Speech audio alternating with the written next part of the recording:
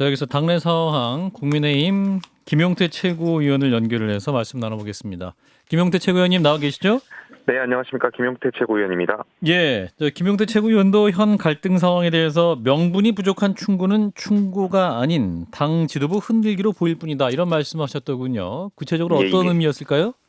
말씀 그대로 정진석 의원님의 말씀에 동의하기가 어렵다 보니 정진석 의원님께서 하신 말씀에 어떤 저의가 있는 거 아니냐라는 생각이 있습니다. 무슨 저희죠? 물론 그건 뭐 많은 분들께서 판단하시지만 이제 당내 당권 경쟁에 대한 것이 아니냐에 대한 저의가 있는 것이냐 아니냐는 많은 당내 의견들이 있고요. 이분이 그러면 당 대표를 하고 싶어 하시는 건 맞습니까?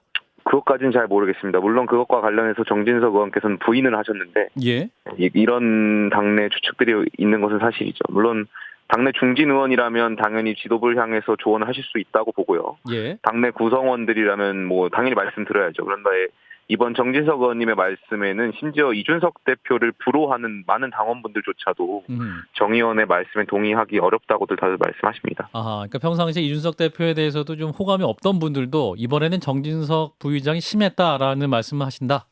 예, 그렇죠. 많은 당원분들이 그렇게 느끼고 있습니다. 그렇군요. 정진석 의원님 말씀하신 게 보통 두 가지인데요. 비판하는 게 첫 번째가 이제 우크라이나 방문을 비판하시잖아요. 예. 근데 비판하시면서 러시아를 두둔하는 듯한 발언을 하셨어요. 그것도 현충일 날에요. 그러다 보니까 당대표 위치를 고려할 때 우크라이나 방문을 비판할 수는 있습니다만 헌법 정신과 자유를 지키기 위해서 순화하신 그 순국선을 기리는 현충일 날에 침략 전쟁을 일으킨 러시아를 두둔하는 듯한 발언을 하신 것에 대해서 어느 누가 동의할 수 있겠습니까? 그리고 두 번째는 아까 뭐 말씀하셨지만 당내 혁신이 출범을 비판하면서 정미경 최고의 분당을 당협 지원을 거론하셨죠. 근데 일단 말이 맞지 않은 것이 당협 신청은 당내 조직 강화 특별위원회가 하는 것이고요. 혁신이랑은 별개 조직입니다. 그래서 조강특위가 적법한 절차에 의해서 추천한 것을 두고 혁신을 비판하는 것은 맞지 않다고 보고요.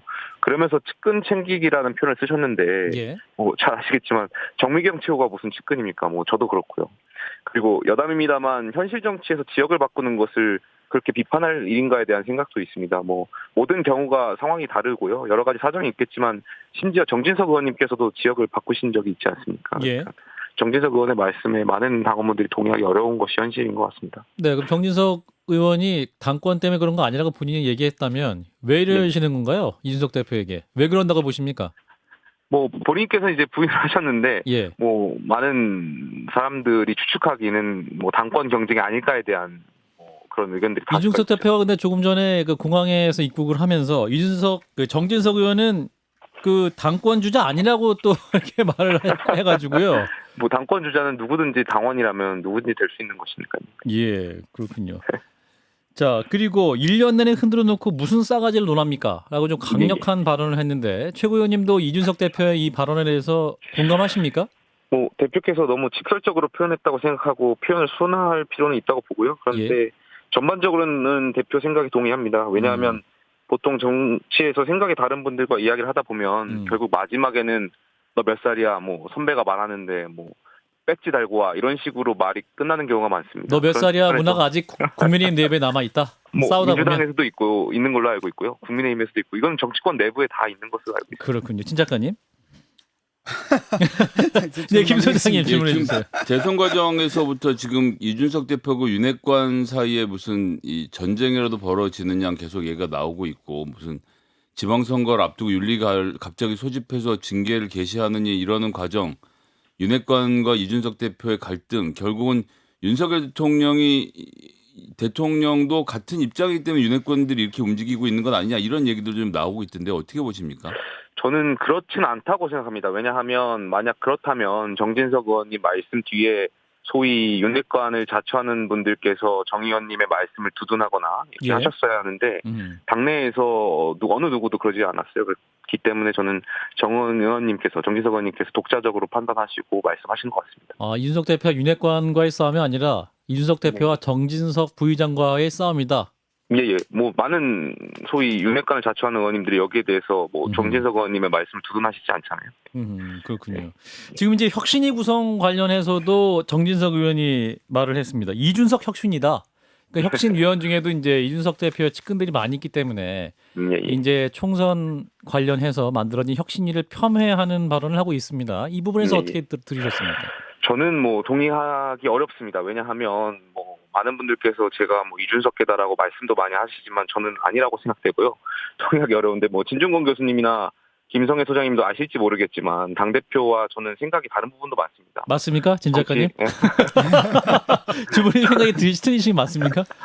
그 뭐 이제 기후 문제나 ESG를 다루는 방식에 있어서는 우리 김용태 최고위원이 보수 정당답지 않은 좀 진보적인 태도를 갖고 계시는 건 그런 것도 맞는데요. 있고 뭐 근데 어떻게 봐도 전장현에 대한 이준석 태도나 대표랑 뭐 친한 여러 가지. 것은 부인하기 어려운 사실 아니겠습니까? 뭐 우리 최고위원께서 훨씬 더 건전하세요. 정치 스타일도 다르기 때문에 알겠습니다. 저는 저거 뭐 이준석 대표죠. 근데 제가 천하람 변호사 제가 천하람 위원? 추천했죠. 예. 예, 천하람 변호사 제가 추천했고 예. 천하람 변호사도 마찬가지거든요. 실제로 천하람 변호사가 이준석 대표랑 둘만 식사한 적이 한 번도 없고요. 제가 알기로 단체로 이렇게 해서 식사한 적도 한두 번이 전부인 걸로 알고 있습니다. 예. 근데 근데 이것을 천하람 두고 위원장은 상대적으로 호남에 갔을 때만 이준석 대표가 찾는 사람이지 계보로 그렇죠. 따지긴 서로 어려운 사이인 것 같습니다. 이걸 예. 두고 이준석계다, 뭐 이준석 혁신이다라고 하는 말은 저는 이것은 프레임이라고 보고요. 맞지 않는 표현이라고 봅니다. 지금 혁신위가 뭐 구성이 잘 되고 있나요? 지금 최고위원들이 각각 대표한테 각자 추천하다 보니까 예. 뭐 당대표 오늘 우크라이나에서 돌아오셨고 아마 다음 주 중에 이제 이렇게 최고위원들이 추천한 분들을 총합해서 이제 의견을 나누지 않을까 싶습니다. 예, 그 혁신이 띄운 명분이 이제 공천 시스템 개혁인데 예, 사실은 그 임기가 1년 남지 않았습니까? 이 대표 같은 경우엔 그 임기 마친 후에도 사실 총선은 그 다음 1년이거든요. 예, 예. 아마 이제 룰이라는 것은 그 후에 만들어도 되는데 지금부터 이것을 공천 시스템, 이 공천 룰을 지금부터 마련하는 것 여기서 예. 이제 많은 사람들이 의심을 하는 것 같아요. 당내 사람들이. 실효성 논란도 있고. 예. 그러니까 뭐 이게 실효적으로 할 수 있냐 없냐에 대한 비판도 있는 것을 알고 있고요. 그런데 그것보다 더 중요한 것은 이런 논의가 저는 당내에서 이루어지는 것 자체가 건전하다고 생각되고요. 예. 우리 뭐 민주당도 마찬가지고 국민의힘도 마찬가지지만 권력이 권력을 재생산해 왔잖아요. 예. 저는 이것을 타파해야 된다고 생각하고 있고요. 매번 공천권을 당대표가 항상 휘두르다 보니까 총선 앞두고 민주당이나 국민의힘이나 사실 유권자에게 선택을 받아야 되는데 실제로 당대표를 향한 줄 세우기 문화가 정치권에 있었던 것도 사실이고요. 이런 것을 좀 뭐 이번 혁신위가 완전히 해소할 수는 없겠지만 이런 것을 논의를 통해서 한 발 한 발 나아간다는 것 자체가 저는 뭐 정치권에 큰 의미가 있다고 생각합니다. 특별히 어느 부분이 문제가 있다고 생각하시는 건가요? 전략 공천을 줄이는 건가요? 전략 공천도 총선에서는 필요하다고 생각하지만 예. 예를 들면은 TK나 저희 당 기준으로 뭐 영남권에 뭐 사실 공천이 결국 당선이라고 보는 분들이 많잖아요. 예. 그러다 보면 사실 이분들이 후보자분들이 유권자들과 소통하고 해야 되는데 그렇게 하기보다는 사실 당대표에게 친분을 과시해서 공천을 받고 단수 추천을 받고 전략 공천을 받았던 과거의 사례들이 있지 않습니까? 그러다 보니까 이러한 것을 좀 많이 줄여야 되지 않나. 선진 민주주의로 가기 위해서는 결국에 그 지역의 유권자와 당원이 선택한 자가 당의 그 후보가 되는 것이 바람직하지 않나에 대한 생각이 있습니다. 예, 한 2분 남았는데요. 제 의원님 그 6월 24일 날 윤리위 징계위가 있죠. 네. 이준석 대표의 거취를 가름할 수 있을 가능성이 높은데 예정대로 진행은 되는 겁니까? 어떻게 전망하세요? 글쎄요. 저도 윤리위가 어떻게 결정될지는 잘 모르겠지만 예. 사실 늘 언론에서 말씀드렸지만 수사 결과가 나오지 않는 상황에서 윤리위가 이것을 결정하는 것은 굉장히 어려울 거라고 보고 있습니다. 예. 왜냐하면 결국에는 그 증거인멸 교사 의혹이 성립되려면 이것이 그래서 품위 유지를 위반했냐가 그 성립이 되려면 결과적으로 당대표가 상납을 받았냐 안 받았냐가 결정이 돼야 되거든요. 근데 예. 이것을 윤리위에서 결정하기는 굉장히 어렵고 입증하기 어렵다. 예, 수사 결과에 따라서 1차적으로 그 문제가 해결된 다음에 윤리위에서 판단이 있어야 되지 않나 생각합니다. 그렇군요. 자, 어쨌거나 이제 이준석 국민의힘 대표와 이제 정진석 의원 간의 갈등 두 분이 만나서 풀어야 될 부분이 있을 것 같은데 두 분이 만날 수 있을까요? 두 분이 늘 대표도 오늘 우크라이나 갔다 와서 공항에서 말씀하셨지만 예. 늘 이렇게 설전을 주고 받으시다가도 또 두 분이서 또 커피 한잔 하시면서 또 이런저런 이야기 많이 하시고 늘 정치가 안 될 것 같은 것이 또 극적으로 봉합하고 하는 게 또 정치지 않겠습니까? 그래서 예. 저는 두 분이 오셔서 또 말씀 나누고 하다 보면 오해가 풀릴 수 있지 않을까 생각합니다. 예, 두 분과의 치맥 회동도 가능할 수 있겠다. 예. 알겠습니다. 예, 최 의원님 지금 바쁘시다고 하셔서요. 오늘 여기까지 말씀 듣도록 하겠습니다. 고맙습니다. 예. 감사합니다. 네, 국민의힘 김용태 청년 최고위원이었습니다. 좋아요. 구독! 알림 설정.